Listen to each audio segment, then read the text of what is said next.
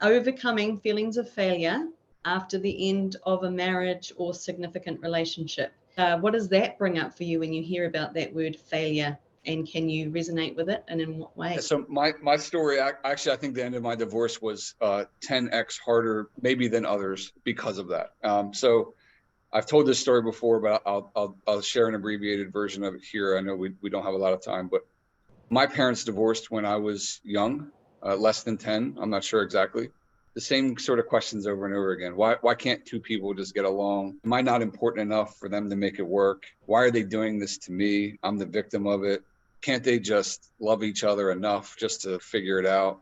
I sat with those questions over and over again for years, and I promised myself, when I get married, I am not going to do that to my children. That pain is real. And so marriage to me, when I made that decision, was permanent. And that I had no interest in doing anything other than seeing this through to the death. That's the vow you take when you get married. And so fast forward after 10 years of good marriage, I would say we had a lot of good years. It slowly started to decline. And probably a year and a half before it officially ended, I knew that it probably wasn't going to get saved. That's when the real pain set in. I made a promise to myself as a little boy. I made a promise to myself as an adult. I made a promise to my wife. Most importantly, what hurt the most was I made a promise to my children that I would not do to them what was done to me, and that I would be a better father and a better parent and not do that to them. And the culmination of all that was when my youngest said to me, "Am I not important enough for you guys to make it work?" And I was like, that's the same things that I thought about when I was a kid. That was hard. And at the same time, battling that. And so as a parent, as a husband, you got to be strong for your kids, for yourself. And so I had to make a choice at that point of, like, is this a failure on my part, or is there a learning lesson here? And in the short term, in the immediate, I was so entrenched in it that it was like, this is a colossal failure. How could I have made this mistake? And you start replaying all the little things that happen over and over again. And over time, you realize that all those little things were lessons, and that there are things that you can learn from. Number one, I had to accept that the divorce was my fate. Just, it is what it is. I can't go back. I can't fix it now. But I had to redefine what failure was to the point where it's not even a part of my vocabulary today. Nothing is a failure. So that's a long-winded answer for failures. It's not in my vocabulary anymore. It's been 3 years for you, is that right? 3 years. Yeah, I think this June, so in a month or so, it'll be our 3rd anniversary of separation. So it is interesting because you were at 3 years ago when your little girl said that to you, and I can relate. I had a similar question from my children at the time, and it took me down. And then to be now looking back, so saying now failure is not in your vocabulary, how did you get from there to there? That people will need to know, because it's like anyone who's now feeling like a failure, it sounds like a pipe dream to be one day not feeling like a failure. When you're in that real stage of going, I know for me, I thought I will never probably come out of this. I don't think I will ever recover from this. And that was the heavy weight that sat on me. The guilt, the blame, everything, the failure. I'm a failure. I failed everybody around me. The problem with that too is that that's only putting one person in this equation, right? So when the kids ask, why couldn't two people love each other? You're trying to answer on behalf of yourself, and well, there's two people that had to make this work.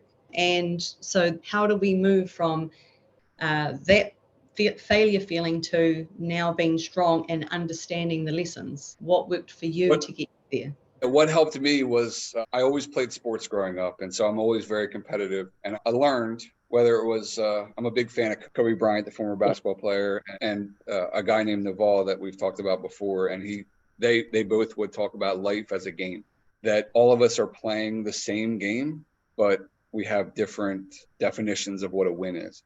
In a game of basketball, there's a winner and a loser. Whoever scores the most points at the end of the game is the winner or the loser, and that game is over, and then you play the next one. In life, it's just one big game. It never ends, depending on your spiritual or religious beliefs when you pass on. But, I guess in some cases that would be the end of the game in that way. And so for me, if I took that perspective and I said, well, I either won this day or I learned something so that I can win tomorrow, that's my mindset now. Yeah. And in that scenario, nothing is a loss. Nobody in the world could watch this video and it wouldn't be a failure, right? Because we're learning something, whether Yeah. it's how to edit a video or how to get a camera to work for the first time in a month, whatever it might be, we're Yeah. learning something along the way. Nothing is a loss. Mm. And really, that perspective has taken so much weight off and pressure off of my shoulders as a man, as a father of 2 daughters, as an employee of a business that's growing, as a boyfriend now, a loving boyfriend in a healthy, committed relationship, as a son to my mother, in all facets of my life. That perspective has made me a better person. And I think the world would be a better place if more people adopted that. Be a little bit happier. I agree. It's a really great perspective. I love the game analogy, and that if I don't win today, then I've learned something, and then I can win tomorrow. So it's always looking ahead. It's not looking back. It's not getting bogged down in the guilt and the negative self-talk. And I think redefine failure. So for me, this is what sort of was my lighthouse as I was going through the darkness looking for the light. It was, what is failure? So if I'm there for my kids as a mum and a loving parent for the rest of their lives, showing up for them, have I failed? I'm lucky enough that I can have a friendship with my ex-husband, and so have I failed? We are still actually friends. We still help each other out, the kids, everything we're doing now. I see that it's only a failure if you apply a certain lens to it. And that lens being, we all stick together in one, married, no matter, come what may. That's the only way you're going to be a winner. That's the only way you're not a failure. The other way to look at it when you're sort of going through that is you look around and you see families that are really unhappy, relationships that are failing and dysfunctional, but they've chosen not to separate. But does that mean that they are thriving? So that's kind of the other way to look at it. What is thriving to you? And you're allowed to make your own version of what's thriving and successful. I think a lot of societal conditioning comes into this feeling of failure. Why do we feel like such feelings of failure? Does that resonate as well with you? Exactly what I just wrote down is Yeah. expectations. What are the expectations that you put on yourself? In my case, I had expectations of being married for the rest of my life. And where did that expectation come from? It came from when I was a little boy. And it was also magnified by society, right? You get married, you're not supposed to get divorced. If you get divorced, you're the friends that you knew, and I have a lot of friends that are probably going to watch this video and they might get hurt by this, but I didn't hear from them for 6 months. Yeah. People have their own expectations of you. You have your own expectation of yourself. It's one thing to be let down by yourself, but then to be considered a letdown from the people that you thought love you. And there's a whole bunch of levels to that. And at the end of the day, manage your expectations, be realistic with yourself, be self-awareness is a word that comes to mind. Realize where you're at and be okay with it. In your words, sit with it and fall in love with yourself again. Yeah. Get rid of those expectations, reevaluate what they are and why they're there. Is your ego in the way? Yeah. Is it pride? So. I've just written a note, challenge those beliefs. It's time to challenge the beliefs. When you're stuck in this real feeling, and because failure is very much linked to shame, feelings of just unworthiness, really not good enough, I couldn't do it, other people could, something's wrong with me, that sort of talk it just weighs you down. And when you're weighed down, you can't show up for people the way you usually can. Whether that's your kids, your family, your friends, whatever, you're suffering from that weight being on you. And so that's your cue to start challenging. Where is this voice coming from? And I made the same vow to myself because my parents split up when I was young, and it wasn't a very nice experience at all. But in saying that, I learned what not to do as well. I remembered the things that made me feel a certain way when they would do things. And so that was why I was mindful about, how am I going to do this? Yes, nobody's going to come out of this without having to go through something. However, if we were to just bury it all down and stick together, even though we're not functioning properly, is that any good for my kids either? It's kind of like, you have to make a choice that just resonates with you more. If I'm being honest, when I look back, that voice was so much louder. That voice that said, no, this is actually not healthy for anybody here, and I am going to honor that voice. It's like the hardest decision, but if you look back, anyone who's going through it who has made that decision will probably be able to say, yep, that's the one that was coming through the most. And again, I will go back to, there's two people. You cannot do all the heavy lifting. You cannot be the only one who says, all right, well, I'll fix it, or I'll stay and we'll do this and plan it all out. It's two people.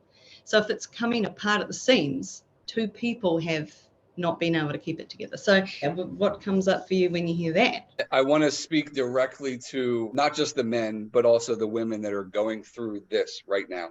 Yeah.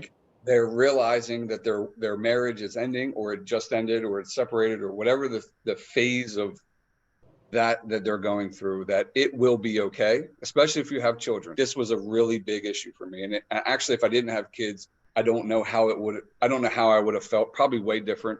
It will be okay. Your kids will be okay because you love them, and your significant other also loves them, and your former significant other, however that plays out. They're going to have two homes. My kids loving having two birthdays, two Christmases. When you're going through the darkness of the divorce, you don't know what 6 months or a year or 2 years down the road will look like.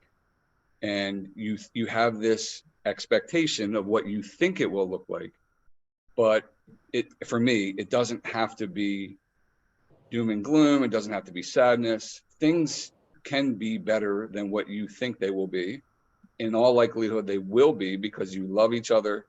You get through it with each other. It builds resilience. It builds independence. It builds character. It builds confidence. That you will be a better person for have gone through this, even if your perception of it is that it's a negative action. Everything will work out. And I'll finish off with saying that there are positives to come out of it. And people, when I say people, I just mean there's obviously a percentage of people who will just absolutely reject that idea. Reject it. No, it is a divorce. It is bad, and everybody suffers, and we're not going to. That really is coming from a little bit of a place of fear, because it's like, no, we can never actually say that. It always has to be, oh, it's the worst thing to happen. Otherwise, people will just willy-nilly get divorced. People are going to get divorced, right? No matter what. So we need to be able to say it is one of life's experiences, and of course there can be positives to come out of it, and it's all about the way you look at it, right? So change the things you look at. Change. We are just two examples of people who have gone through it and are now looking around and seeing that it doesn't have to be that story we told ourselves when we were deep in failure, deep in feelings of failure for ourselves and our children. And now we can, with the benefit of going through it, we can actually look back and see that they're thriving. And that's why we want to talk to people, because when you're in the space, if you're listening right now or watching right now in that failure space, we're telling you these are the things that can happen, and that should be a feeling that resonates. And just start challenging those feelings of failure. Challenge where they come from. I wish I'd have heard that message 3 years ago. I would have flown to New Zealand and given you a hug. Like, yeah. Honestly, it's so powerful to not feel like a failure, to not feel like an outcast, to not feel like you, because I pride myself on doing things the right way. You get up, you go to work, you provide, those things, and you feel like you're a letdown. You let down yourself, you let down your family, you let down your children. No, it's okay. Choose happiness. Like you and your happiness, while not sacrificing the happiness of your children, is the most important thing. And all of those things can happen at the same time. Absolutely. I might fly to New Zealand now and give you a hug just because I heard it. It's beautiful. Get on that plane. Let's do it. All we right. need a sponsor for the show. Yeah, I know. Let's get ourselves a sponsor.